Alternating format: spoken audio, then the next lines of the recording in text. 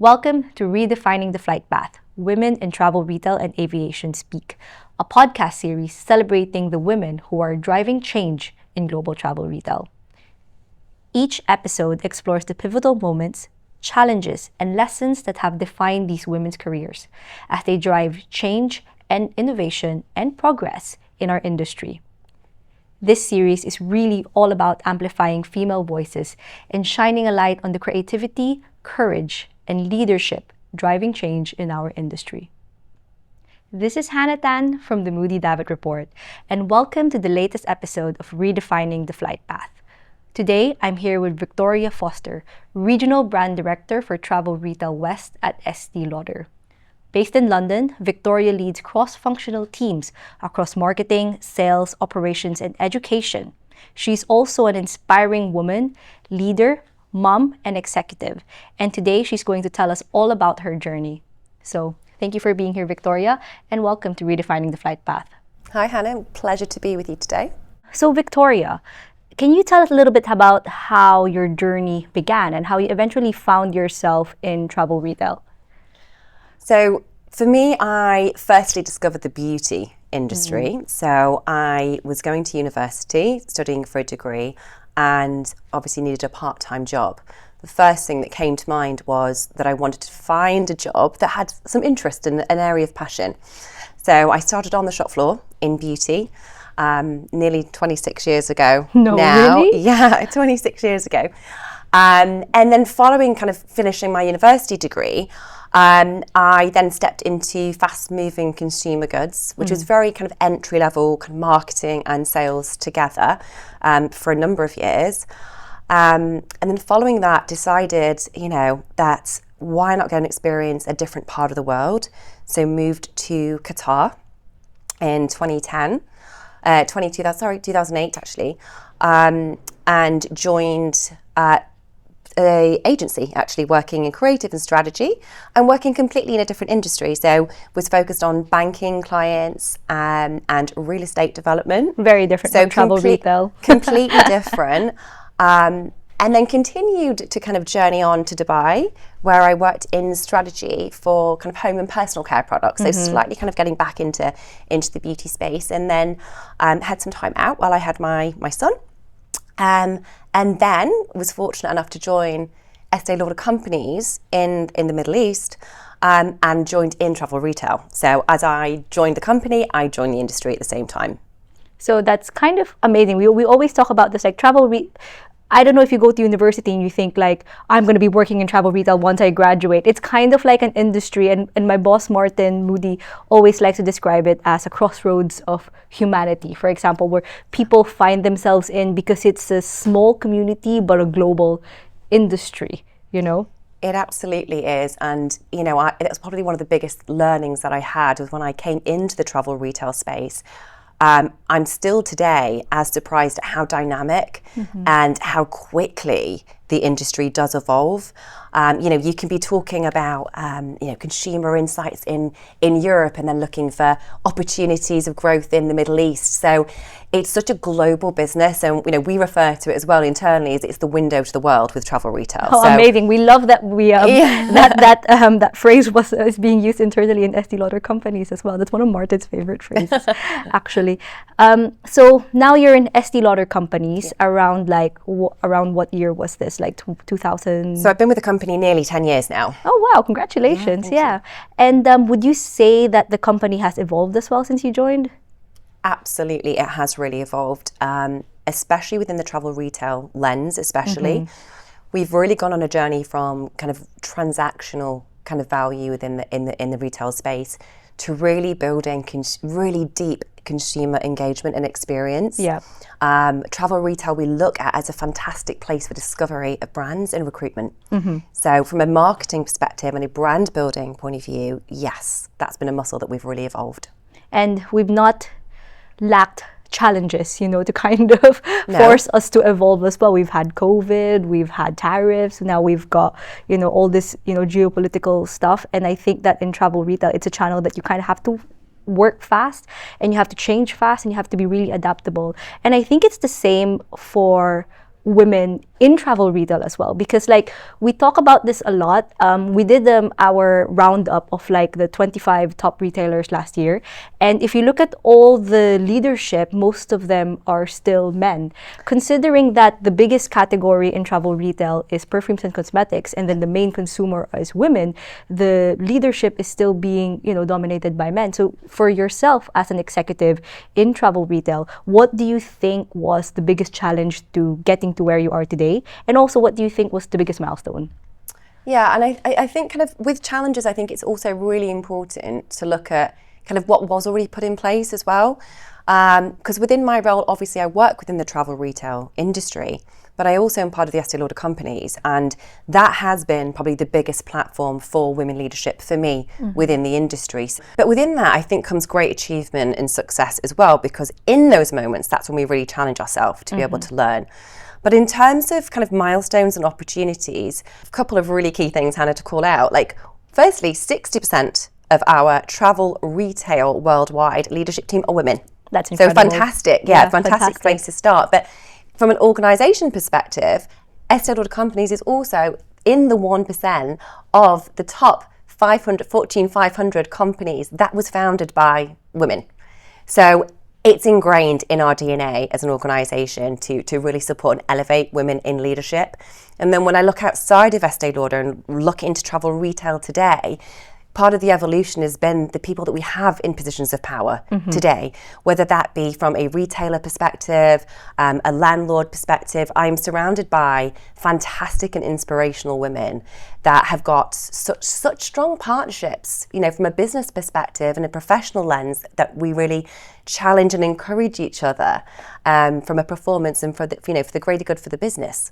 What about yourself? I mean, personally, what do you think on your journey to, you know, starting from the shop floor to getting to where you are today, were the biggest milestones and challenges? One of the most important things really is about being able to have that strike that balance between really supporting yourself and backing yourself from an ambition perspective. I'm incredibly ambitious, very deeply committed to my role, and essentially, you know, performance is key, number one, and then also kind of going the extra mile to kind of get the extra learning, to get the experience has really kind of helped to be the catalyst in my professional development. But then you flip that, because I'm also a mum, you know, I have an 11-year-old son, so there's also time and responsibility kind of within, you know, outside of the work as well. So that's definitely a challenge, and I'm not going to pretend otherwise, because it absolutely is. And it is about kind of trading off and making choices within each day and each week about where you need to be. And that's really a constant kind of learning as well for myself. I don't think I have that figured out. I don't think anyone does anywhere. I don't know how you do it, to be honest. It's always like a funny question, because when I speak to moms who are executives, like the first question a lot of people ask is, how do you juggle it all? But then I think to myself, nobody asks that of the dad. No, they don't. They don't. But you're expected to be an amazing full-time mom, and also an amazing full-time career woman, executive in, you know, travel, retail, and beauty. It's how do you manage those expectations, you know, not just from other people, but from yourself as well? Well, I think it's also about being a role model to your child as well, because, you know, kind of when I was kind of growing up and at his age, you know, it's my father that was at work and my mum was a stay-at-home mum. But I take that role very, very as important as I do within the workplace, because I'm setting a standard about what success looks like and what it takes to achieve within a career in a professional capacity. So that's also, you know, an area that I'm I hope it's inspirational for my son to grow up going, that's what hard work looks like. That is what commitment looks like. You know, that it comes with sacrifice. And I think that's a really important life lesson to kind of see. I totally agree. And I think like it's so important to have good role models to look up to and to inspire you, to kind of lead you on the right path, you know. And you touched on this point earlier, where you said that in travel retail, we actually have a lot of women in the community who are inspiring and who do a lot to support each other. And I know for a fact that Estée Lauder Companies does a lot of work, a lot of initiatives in that regard. Can you shine the light on that? Oh, we do so many incredible things, honestly, as an organisation. So, one, we're obviously founded by a woman. Amazing, the amazing Estée Lauder, the Estée the Lauder icon. It's the name on the door. Exactly. And then within that, outside of the leadership, there is so many kind of women in leadership networks. We have employee relations groups where we've got mentoring opportunities as well. We have the breast cancer awareness campaign as well. So there's just so many different elements, that run through the company that enables us to really connect with women. Another really important thing, which we do each and every day, is we're serving women. That's our consumer. And many of our brands within our portfolio are tailored towards women as well. So it really does run right from the ground to the top of the organisation. And I think that's really important for a beauty company to kind of, not just have a lot of women leaders within the company, but to really understand the needs of women today, which has changed and, is constantly changing. And I think Estée Lauder companies does that really, really well. So we talked about some internal activities that you do. You said the Women in Leadership Network. You also have another interesting initiative called, I think, Open Doors. Can you tell me a bit about that as well? Yeah, absolutely. Open Doors was founded a couple of years ago. It really takes high-performing kind of women talent in the organisation from different areas, so from different parts, different channels of the organisation. And it's really about building kind of an open conversation and community about kind of what's working, what's not, having somebody to be able to kind of say, right, I've got this little business problem, and what would your perspective be on it? But also really giving you the fundamental leadership skills as well. So, the company really investing in how to communicate with impact, how to speak truth to power as well, right? You talked about men in kind of those roles and how you can have a seat at the table and really carve out those conversations. So it's really giving you the skill set to strengthen your leadership ability as a woman, but then also giving you the community in which to kind of thrive and have that support. And I think whenever I hear stuff like, whenever I hear stories like this, it makes me really happy to know that there's a lot of things being done and there's actual, momentum to supporting women kind of climb the ladder and get to where they need to be, which is fantastic from a company like Estée Lauder companies. And do you know what, Hannah, what's also important to kind of note is, I mentioned previously I've been with the company for 10 years, but it actually took me 10 years to join Estée Lauder. So whilst I'm talking about all the amazing initiatives that the company does, from the very first day that I interacted with HR and the leadership team on the very first interview, it was the values and the culture of the organisation that really stood out and struck me. And it's a really important lesson because over those 10 years, there was an immense amount of no's along the way of applying for roles. Of course.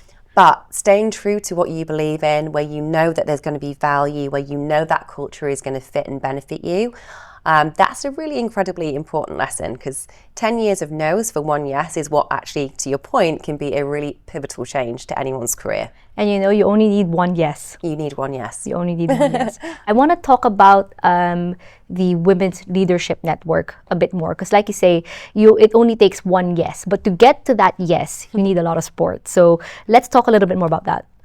Absolutely. So the Women in Leadership Network for us is actually our largest employee relationship group that we have in the organisation.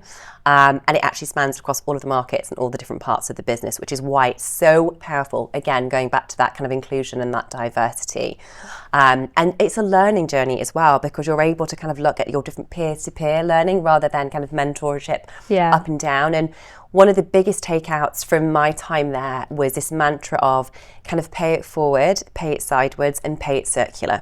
So whether you're in the network or not, it's not limited to the network. It's about everyone that you're working with and around. It's about how to really show up and help carve out, importance and growth for everyone around you. That's brilliant. I love that pay it circular. Yeah. Let's take a wider lens. So we've talked a lot about all the amazing things that Estée Lauder companies is doing. What do you think the wider industry can do to catch up, in this regard? How can travel retail pay it forward, pay it sideways, and pay it circular? Absolutely. So the first thing is really naming it and being aware, right, that this is an opportunity, which, again, Hannah, you're doing that, having this kind of these type of conversations and creating these platforms. So it's really about really kind of being aware of it, but 2, giving the visibility as well. And that comes with being kind of frequent and consistent. So it's not kind of a one-shot moment and, you know, having a big kind of conference. It's about really ingraining it each and every day in our travel retail industry. And then we need to celebrate as well. So when we have these moments that happen, or we have these achievements or these inspirational leaders, you know, being able to recognize and acknowledge that within the industry is going to be so inspirational for the next generation of people coming in to travel retail, because we need to be showcasing and spotlighting who is achieving from a women's leadership perspective. I 100% agree. So let's talk about the next generation. As a final end to this amazing podcast that we've had, what advice would you give to yourself 10 years ago on your first day just entering the channel? What advice would you give to women who are just entering the channel on how they can succeed and thrive in our industry? Firstly, and most importantly, is that performance is the baseline. So what you deliver day in, day out is incredibly important. One of the biggest lessons that I've learned outside of kind of performance and delivery is really about building your own PR, right? And that is about how you can create individual value to your line manager, to your business unit. And that means going outside, right, of the day-to-day. And that's something I've definitely lent into a lot over my last 10 years with Estée Lauder. It's about, oh, can I help with that? What can be a net extra that I can do? Because one, it's value. You're building a relationship with your leader, but you're also learning as well. So you're getting that different exposure or that different experience, which helps you to stand out above everybody else. So performance is key. Going the extra mile is incredibly important, and ultimately communication is going to be your best friend as you move on. Right, the best ideas, the best work. You need to be able to showcase it and spotlight it and talk about it. Well, what a fantastic bit of advice. I wish I had that advice when I started. But thank you so much, Victoria. It's been a really insightful session, really inspiring. This is exactly what Redefining the Flight Path is all about. So thank you for your time. Thank you for sharing your story with us. And thank you, everyone, for listening. Thank you, Hannah.